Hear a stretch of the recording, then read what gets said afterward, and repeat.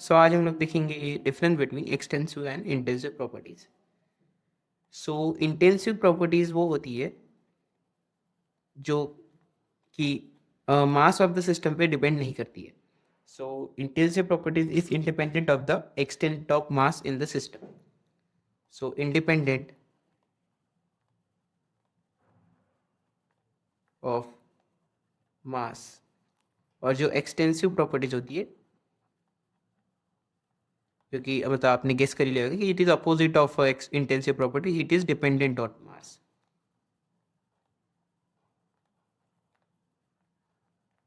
सो इसके कुछ एग्जांपल्स से आपको जल्दी समझ में आएगा। सो इंटेंसिव प्रॉपर्टीज जो इंडिपेंडेंट ऑफ मास होती है, इसके एग्जांपल्स हो सकते हैं density of a system, viscosity हो गया,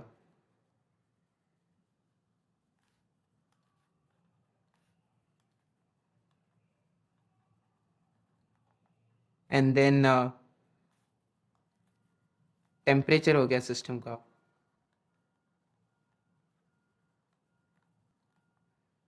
we have composition of a system, then thermal conductivity,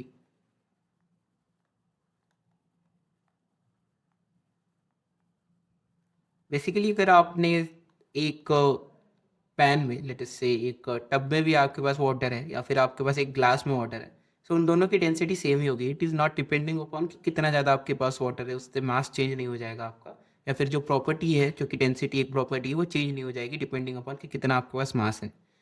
क्योंकि आपके पास अगर पूरे लेक में भी वो पानी है या फिर आपके पास एक कप में पानी है, so it is the density of the both are them are same.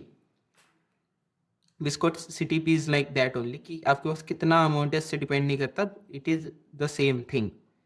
Temperature also the same and thermal conductivity also the same. अगर आपके पास कोई स्टील का पीस है या फिर आपके पास पूरा स्टील का लेट से ब्लॉक है बहुत बड़ा, तो दोनों की थर्मल कंडक्टिविटी सेम ही होगी, क्योंकि it is the property of a material. It does not depend on कि आपके पास कितना मटेरियल है। अगेन तो एक्सटेंसिव प्रॉपर्टीज जो कि डिपेंडेंट अपॉन मास होती है, उसकी कुछ प्रॉपर्टीज हो सकती है enthalpy, next is entropy and volume. ये कुछ एक अच्छे एग्जांपल्स हैं। सो लेट अस से अगर आपके पास एक, जैसे हमने लीक वाला एग्जांपल जो लिया था और ग्लास वाला एग्जांपल जो लिया था, वो डिपेंड, जो वॉल्यूम ऑफ देम है वो अलग अलग होगा, क्योंकि जो लीक में वॉल्यूम है बहुत ज़्यादा है और जो ग्लास वॉल्यूम है बहुत कम है। इट डिपेंडिंग अपॉन कि कितना वॉल्यूम है। So it is depending upon the mass, कि कितना ज़्यादा, जितना ज़्यादा मास होगा उतना ज़्यादा वॉल्यूम होगा। लीक में ज़्यादा वॉल्यूम है, ग्लास में कम वॉल्यूम है। So it is not like कि जो डेंसिटी है वो दोनों की सेम है, बट वॉल्यूम दोनों का अलग है। सो सो जो भी डिपेंड कर रहा है वो मास पे, वो क्या होगी, एक्सटेंसिव प्रॉपर्टीज हो गई अपनी। एंथैल्पी और एंट्रोपी की भी आप ऐसे समझ सकते हैं कि एंथैल्पी जो होता है उसकी कांस्टेंट प्रेशर पे हम उसका फॉर्मूला लिख देते हैं MCP delta T.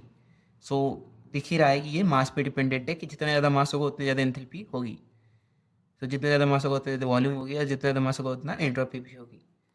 So these are some basic examples. और इसमें एक आप ये चीज़ भी समझ सकते हो कि लेट से आपने एक सिस्टम कंसिडर कर रहे हैं, जिसमें आपने लेट से आपके पास वाटर है, और आप इस जो पूरा वाटर है, लेट से सम वी वॉल्यूम है इसका, और आप इसको देन v/2 और v/2 में डिवाइड कर दो।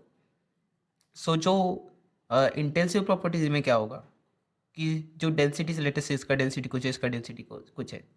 सो ऐसा नहीं होगा कि आप डेंसिटी और प्लस डेंसिटी करोगे तो आपको टोटल डेंसिटी आ जाएगा। सो टोटल डेंसिटी, जो इनिशियल डेंसिटी हमारे पास था, वो ऐसा नहीं होगा कि डेंसिटी प्लस डेंसिटी हो जाएगा।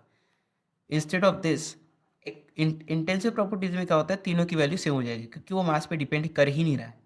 बट लेकिन एक्सटेंसिव प्रॉपर्टी जो है, वो जो हमारा वॉल्यूम है, वो टोटल वॉल्यूम क्या होगा हमारा, वॉल्यूम/2 प्लस वॉल्यूम/2, जो कि अभी दोनों में वॉल्यूम है। इसके अगर आप 10 पीसेज भी कर दो तो v/10 v/2 सब में आ जाएगा, और फिर सबका ऐड करने में आपको टोटल वॉल्यूम मिलेगा। सो ये भी आप चीज़ देख सकते हो कि एक अच्छी एनालॉजी ये भी है कि कैसे डिपेंड नहीं कर रहा है कितना मास है, डेंसिटी और वॉल्यूम्स पे डिपेंड कर रहा है। एक अच्छी एनालॉजी ये भी आप दे सकते हो। सो बेसिक यही है कि इंटेंसिव जो होता है वो डिपेंड इंडिपेंडेंट ऑफ मास होता है, और एक्सटेंसिव जो होता है वो डिपेंडेंट ऑफ मास होता है। Thank you.